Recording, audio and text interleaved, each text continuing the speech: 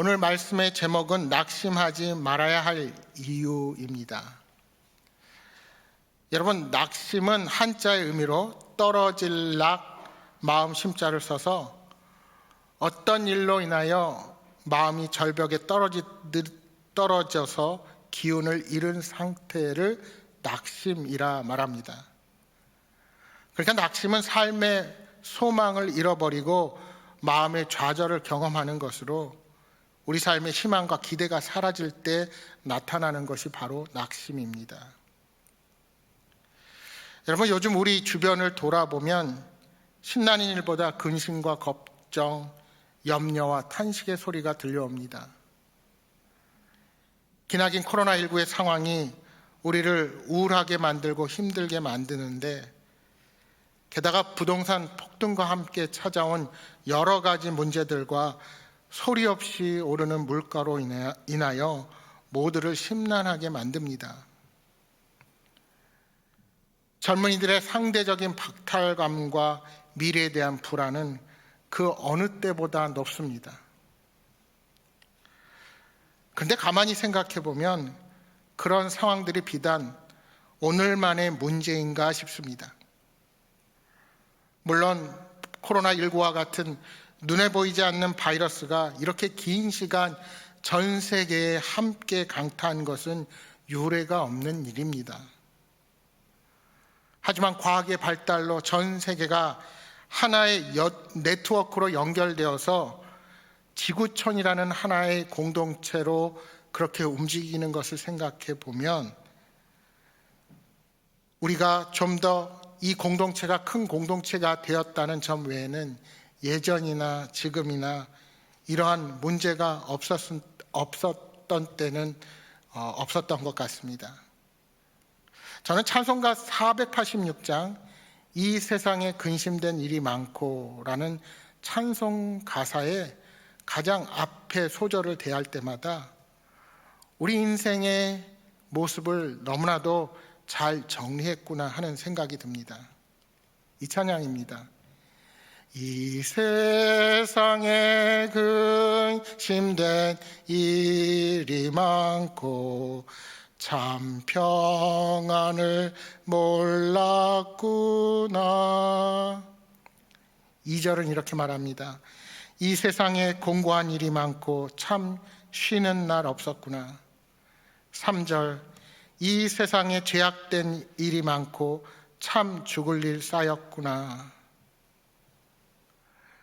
그렇습니다. 한평생을 살면서 즐겁게 웃고 재미나며 행복한 날들보다 걱정과 근심, 염려와 수고 때문에 한숨 짓는 날들이 더 많다는 것을 우리가 경험하게 됩니다.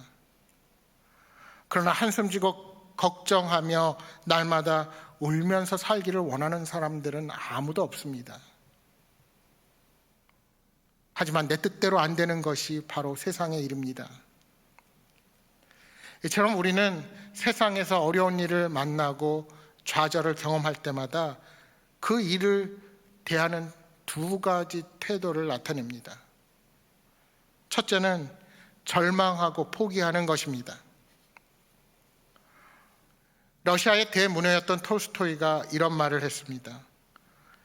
모든 사람들이 세상을 바꾸겠다고 생각하지만 어느 누구도 자신을 바꿀 생각은 하지 않는다.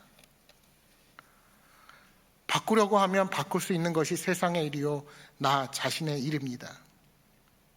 그런데 조금만 힘들고 어려우면 포기해버리고 낙심하고 한숨 짓는 사람들이 있습니다. 여러분, 절망도 그냥 하는 것이 아닙니다. 생각하고 연구하며 고민하다가 마침내 절망을 결정하게 되죠. 그러니까 절망하고 포기하는 일에 집중하고 머리를 쓰고 시간을 쓰는 그 노력을 오히려 희망을 품는 일을 위해 쓰면 우리는 그 절망적인 낙심의 상황을 극복할 수가 있는 것입니다. 둘째는 그렇게 힘듦에도 불구하고 소망을 품고 도전하는 것입니다. 존 맥스웰이 쓴 생각의 법칙이라는 책에서 이렇게 말하고 있습니다. 생각이 달라지면 믿음이 달라진다. 믿음이 달라지면 기대가 달라진다. 기대가 달라지면 태도가 달라진다. 태도가 달라지면 행동이 달라진다. 행동이 달라지면 실력이 달라진다. 실력이 달라지면 인생이 달라진다. 존 맥스웰은 행동을 바꾸려고 시도하기 전에 마음부터 먼저 바꾸라고 우리에게 조언합니다. 긍정적이고 적극적인 사람은 안 될 일을 되게 만들고 어려운 일들을 쉽게 만드는 사람입니다. 그런 사람들이 마침내 성공적인 인생을 영위하게 되는 것입니다. 그렇다면 여러분, 정말 중요한 것이 무엇입니까? 주변의 상황이나 환경만 탓하고 있어서는 안 된다는 사실입니다. 이제는 다 틀렸다, 이러다가 망해버리겠구나 하는 좌절의식과 패배주의에 빠져서는 안 됩니다. 오히려 내게 주어진 상황이 어려우면 어려울수록 적극적으로 대처하는 지혜가 우리에게 필요합니다. 왜요? 어차피 우리가 살아가는 인생은 문제투성이의 인생이기 때문입니다. 정도의 차이는 있겠지만 우리의 인생을 다하는 순간까지 크고 작은 장애물과 넘어야 할 많은 난제들이 늘 우리 앞에 놓여 있기 때문입니다. 요즘엔 그 어느 때보다 건강에 대한 관심이 많아졌습니다. 특히 코로나19로 위생에 신경 쓰고 마스크를 착용하게 되면서 우리 어린아이들의 감기의 빈도수가 많이 줄어들었다는 그런 기사를 본 적이 있습니다. 건강검진을 통해 어지간한 병은 미리 발견하면 쉽게 고칠 수 있는 시대가 되었습니다. 그러나 사소한 병도 오래 놔두면 큰 병이 됩니다. 조금만 신경 쓰고 미리 살펴보면 고칠 수 있는 병도 그냥 방치하면 큰 병이 되는 것입니다. 이처럼 걱정이 오래되어도 낙심이 찾아옵니다. 따라서 어찌 보면 이 낙심이 어떤 병보다 고치기 어려운 불치병이 될 수 있습니다. 여러분, 골리앗은 공포를 조장하여서 이스라엘 군대를 장악했습니다. 그의 무기는 협박이었습니다. 장대한 거인이며 엄청난 무게의 투구와 갑옷을 입고 배틀채 같은 창자루를 들고 그는 이스라엘 군대에게 외쳤습니다. 너희 중에 한 사람을 택하여 내게로 보내라. 그가 나를 죽이면 내가 너희의 종이 되겠고 내가 이겨 그를 죽이면 너희가 우리의 종이 되리라. 이 말을 들은 온 이스라엘의 군대는 크게 놀라 두려워하게 되었습니다. 그리고 낙심하여 감히 어느 누구도 골리앗과 싸워 이길 생각을 엄두도 내지 못했습니다. 소년 다윗이 나서기 전에는 그 누구도 그를 대항할 만한 그런 용기를 가지지 못했던 것입니다. 여러분, 오늘 성도들을 향한 마귀의 유혹이 이와 같습니다.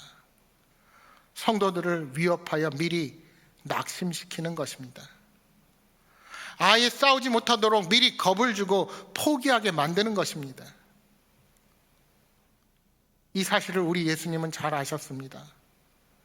그래서 우리에게 낙심을 몰아내는 법을 가르쳐 주십니다. 오늘 1절 말씀입니다. 예수께서 그들에게 항상 기도하고 낙심하지 말아야 할 것을 비유로 말씀하여, 그러면서 예수님께서 원한을 품은 한 여인의 비유를 말씀하십니다. 과부인 이 여인은 원한이 있었습니다. 심리학에서 이 원한을 상처라 부릅니다. 이것이 심화되면 트라우마가 되어 일생에 부정적인 영향을 미치기도 합니다. 오늘 본문에 이 원한이라는 단어가 4번 반복됩니다. 3절에 보시면 그 도시에 한 과부가 있어 자주 그에게 가서 내 원수에 대한 나의 원한을 풀어주소서 하되, 5절에 보시면 그 원한을 풀어주리라. 7절에 택하신 자들의 원한을 풀어주지 아니하시겠느냐. 8절에 속히 그 원한을 풀어주시리라. 이 여인은 과부였습니다. 그녀가 살던 당시 중동 지방은 철저한 남성 중심의 사회였습니다. 경제력도 남성에 의존하는 구조였습니다. 그러니까 이 여인은 남성이 죽고 나서 땅이나 집을 빼앗겼을 가능성도 있습니다. 그렇게 성경에 보시면 도움을 필요로 하는 대상으로 고아와 과부 그리고 나그네를 지칭하고 있습니다. 그만큼 과부였던 여인에게는 아무런 힘이 없었습니다. 억울한 일을 당해도 마음대로 그 원한을 풀기가 쉽지 않았습니다. 그런데 오늘 본문에 보시면 어떤 도시에 하나님도 두려워하지 않고 사람을 무시하는 도도한 재판장이 있었습니다. 또한 같은 도시에 억울한 사건으로 고생하는 과부가 있었습니다. 그녀의 억울함을 재판관에게 호소했지만 들어주지 않습니다. 힘없는 과부의 말을 우습게 여기는 것입니다. 출애굽기 23장 6절에 말씀합니다. 너는 가난한 자의 송사라고 정의를 굽게 하지 말며. 레위기 19장 15절에 말씀합니다. 너희는 재판할 때 불의를 행하지 말며 가난한 자의 편을 들지 말며 세력 있는 자라고 두둔하지 말고 공의로 사람을 재판할지며. 재판장은 돈이 있다고 그 사람에게 굽신거리면 안 됩니다. 반대로 가난하고 연약하다고 불쌍히 여겨서 그렇게 함부로 재판해서도 안 됩니다. 오로지 재판장은 공의로 공평하게 재판해야 합니다. 이러한 말씀처럼 유대 율법에 따라 재판장은 반드시 공정한 재판을 해야만 했습니다. 심지어 외국인이나 고아라 할지라도 그들의 소송 사건을 억울하게 재판하는 일이 있어서는 안 되었습니다. 그런데 오늘 본문에 나오는 이 재판장은 과부를 거들떠보지도 않았습니다. 중요한 것은 과부의 자세입니다. 그렇게 거들떠보지도 않는데 아침 저녁으로 재판장의 출퇴근 길목에서 기다리고 있다가 원한을 풀어달라며 재판장을 귀찮게 굴었습니다. 결국 견디다 못해 재판장이 과부의 민원을 풀어주었다는 것이 오늘 비유의 줄거리입니다. 예수님께서는 이 비유를 통해 우리가 언제 어떻게 기도해야 할 것인가를 밝혀주셨습니다. 다시 말하면 내 힘으로 풀기 어려운 문제를 어떻게 풀 것인가를 가르쳐 주신 것입니다.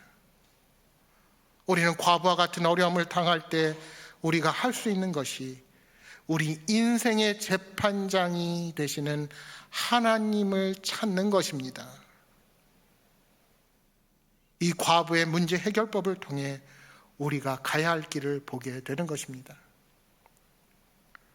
그녀는 재판장을 번거롭게 했습니다. 5절에 보시면 이 과부가 나를 번거롭게 하니 라고 말씀합니다. 또한 늘 와서 나를 괴롭게 하리라 말씀합니다. 시도 때도 없이 귀찮게 하고 소리 지르고 다니는 길목을 지켰다는 것입니다. 여기 늘 와서라는 말은 끝까지 와서라는 의미입니다. 들어줄 때까지, 그 문제가 끝날 때까지 계속해서 오겠다는 표현인 것입니다.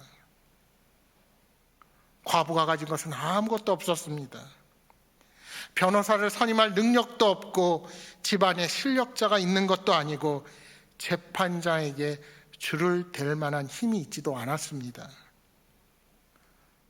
그녀가 가진 무기는 오직 하나, 끈기였습니다.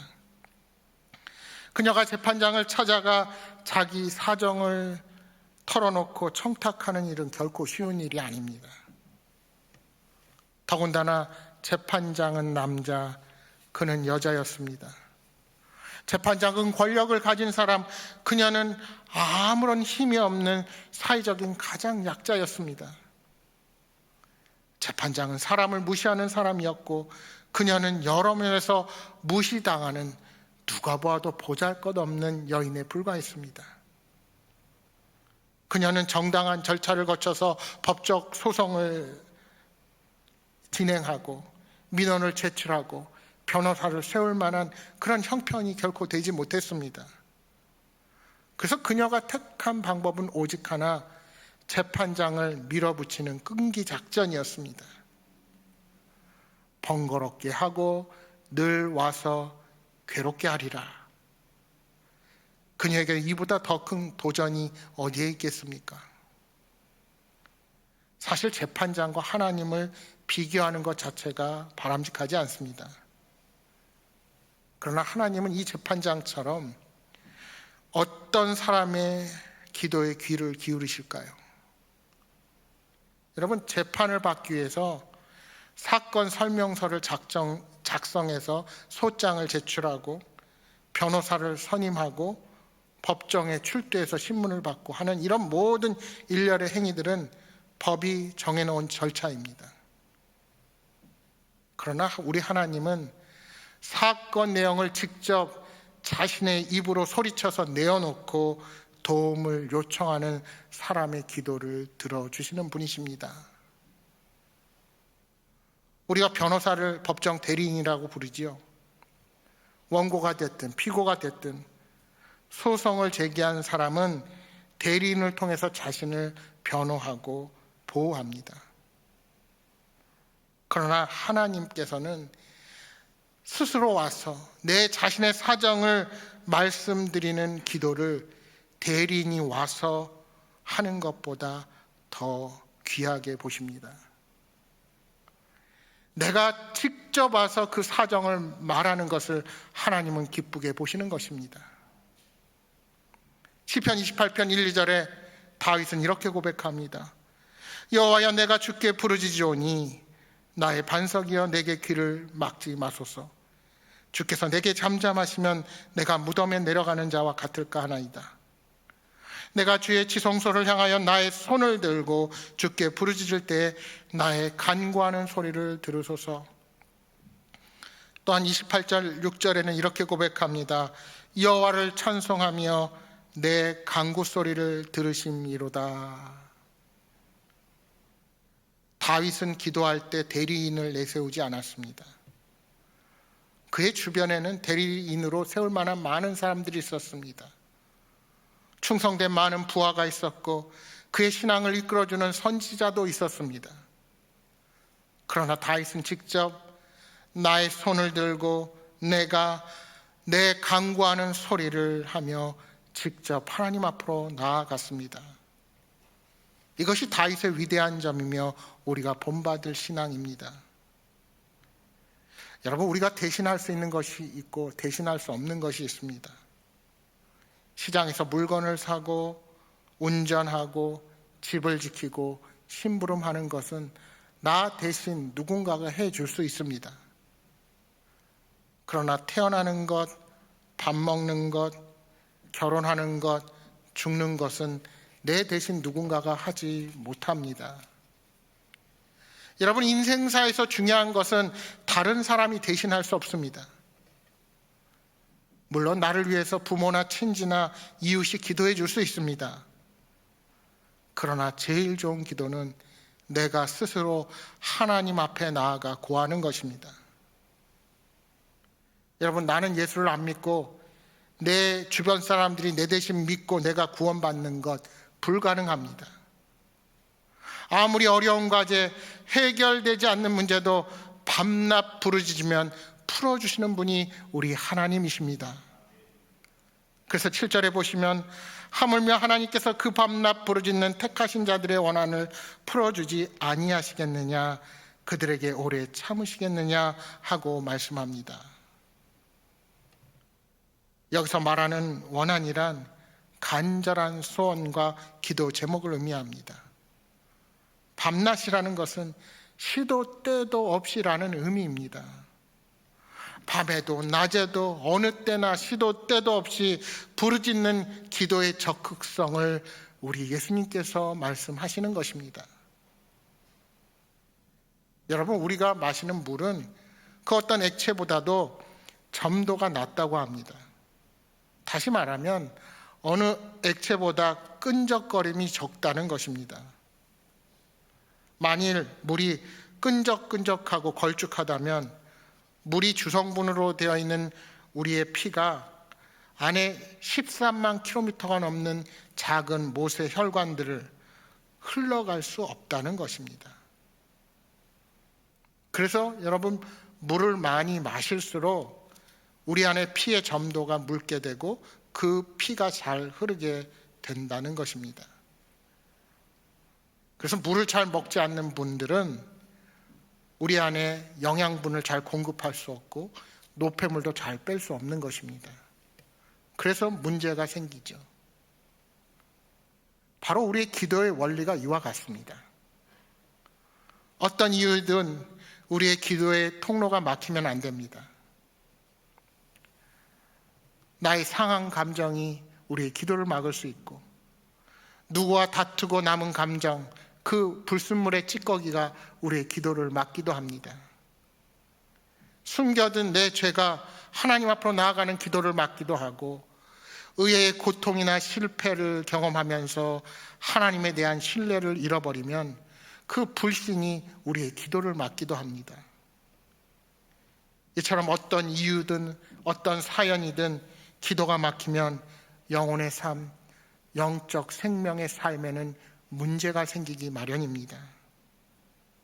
여러분, 기도는 우리 삶의 가장 심각하고 힘든 문제들을 풀어주는 최선이요 최상의 방법입니다. 여러분, 세상에는 어떤 일이든지 양면이 있죠. 긍정적인 일이 있으면 그 일에 부정적인 면이 있기 마련입니다. 예를 들면 여러분, 자동차의 경우를 생각해 보십시오. 자동차가 우리의 삶을 완전히 바꿔놨습니다. 아무 때나 어디든지 갈 수 있습니다. 그러나 1년에 자동차 사고로 전 세계 수만 명이 목숨을 잃고 있습니다. 여러분, 비행기 사고와 자동차 사고의 1년 통계를 보시면 비행기 사고는 나면은 엄청난 피해가 나지만 전체 숫자를 통계를 내보면 전 인구 대비 비행기 사고는 자동차 사고와 비교할 수 없을 정도로 그 숫자가 미비합니다. 여러분, 스마트폰이 우리 삶을 완전히 바꿔놨죠. 그런데 우리 부모님들이 우리 아이들이 스마트폰 쓰는 것 때문에 많은 고민들을 하고 계십니다. 쓰게 해야 되나 말아야 되나. 우리의 이런 정보 습득 때문에 우리 생활을 편리하게 만들고 일 또한 신속하게 처리할 수 있는 이 스마트폰을 우리는 놓고 살 수 없는 세대가 되었습니다. 저처럼 성경책이나 많은 주석 이런 책들을 보는 사람들은 요즘 전자책을 구입할 수 있어서 서재의 양을 줄일 수 있다는 것이 얼마나, 그리고 그것을 가지고 책을 가지고 쉽게 이동할 수 있다는 것이 얼마나 큰 혁명인지 모릅니다. 여러분, 아직은 우리나라는 책을 구입할 때 전자책이 약 20%에서 40% 정도 저렴합니다. 그러나 미국의 아마존에서 전문 서적을 한 권 사려고 하면 오히려 종이책보다 더 비싼 책들도 있다는 사실을 발견합니다. 그만큼 전자책이 편리하고 태블릿이나 이런 스마트폰을 통해서도 책을 볼 수 있다는 많은 장점을 안고 있습니다. 그런데 반면에 우리 아이들을, 우리 청소년들이 함께 모여서 이야기를 하면서도 각자 자기 폰을 보느냐고 정신없는 그런 것을 보게 됩니다. 잠깐 내려놓고 웃고 떠들면 좋은데 그 폰을 손에서 놓지 못합니다. 게임 중독도 늘어나고 스마트폰에 일찍 노출된 아이들의 경우에는 전두엽 발달에 장애가 생겨서 심각한 문제를 초래하기도 합니다. 우리 청소년들이 인스타그램이나 트위터를 할 때, 또 어떠한 인터넷으로 정보를 검색할 때 내가 누른 것과 상관없이 그 창에 같이 뜨는 광고들이 있습니다. 가끔은 낯뜨거운 광고가 뜨기도 합니다. 여러분 신문 기사를 보다 보면 그 중간에 얼마나 광고가 많이 뜹니까? 그런 것들을 접할 때마다 과연 어떻게 자라나는 세대들을 지도해야 하는가 고민이 됩니다. 이렇게 우리는 편리성 속에 따른 부작용으로 고민하고 있습니다. 그런데 여러분, 하나님께서 우리에게 주신 기도라는 선물은 단 한 가지 부정적인 요소나 역기능이 없습니다. 100번 기도하면 100번 다 좋습니다. 아니 100번 기도하면 1000가지 만가지의 좋은 일이 생깁니다. 아니 내게는 아무 일도 안 생긴다고요? 기도에 응답하지도 않으신다고요? 여러분, 기도하는 사람은 그 기도의 제목이 응답되지 않더라도 더 큰 하나님의 사랑과 우리 인생의 해결책을 찾게 되는 놀라운 일들이 일어납니다. 그러나 기도를 멈추고 기도를 안 하기 시작하면 나쁜 일들이 꼬리에 꼬리를 물고 일어납니다. 당장은 아무 일도 없는 것 같습니다. 기도하지 않고 예배드리지 않아도 우리 삶이 편안한 것 같아서 그냥 살아가는 것 같습니다. 그러나 우리의 영적인 삶이 기도를 멈추는 순간 얼마나 우리의 삶을 힘들고 하나님으로부터 멀어지게 만드는지 우리는 깨달아야 합니다. 그래서 바울 사도는 쉬지 말고 기도하라고 말씀하셨습니다. 기도하는 사람은 낙심하지 않습니다. 왜냐하면 하나님의 응답이 있기 때문입니다. 따라서 기도하는 사람은 과부처럼 밤낮으로 부르짖어야 합니다. 왜요? 우리 예수님께서 그렇게 하라고 명령하셨기 때문입니다. 예전에 미국 미시시피에서 혹독한 가뭄이 들어 농작물이 큰 피해를 입은 적이 있습니다. 한 작은 마을에 있는 교회에서 교인들을 불러 모아 기도회를 열었습니다. 수십 명의 농부들이 일을 하다가 작업복 차림으로 교회에 와서 기도합니다. 그 중에 한 농부가 비옷을 입고 나타났습니다. 가뭄이 계속되는 날 비옷을 입은 게 엉뚱해 보이지만 그 농부는 기도의 응답을 믿고 있었던 것입니다. 그를 본 목사님이 이렇게 말했습니다. 하나님이 비를 내리실 거라고 진심으로 믿는다면 우리는 과연 어떤 옷을 입어야 할까요? 우리는 이 질문을 오늘 내 스스로에게 물어보아야 합니다. 빌립보서 4장 6절 7절에 말씀합니다. 아무것도 염려하지 말고 다만 모든 일에 기도와 간구로 너희 구할 것을 감사함으로 하나님께 아뢰라. 그리하면 모든 지각에 뛰어나신 하나님의 평강이 그리스도 예수 안에서 너희 마음과 생각을 지키시리라. 왜 우리가 간절한 기도 앞에서 감사함으로 하나님 앞으로 나아가야 할까요? 하나님은 언제나 우리에게 선한 것을 주시는 분이시기 때문입니다.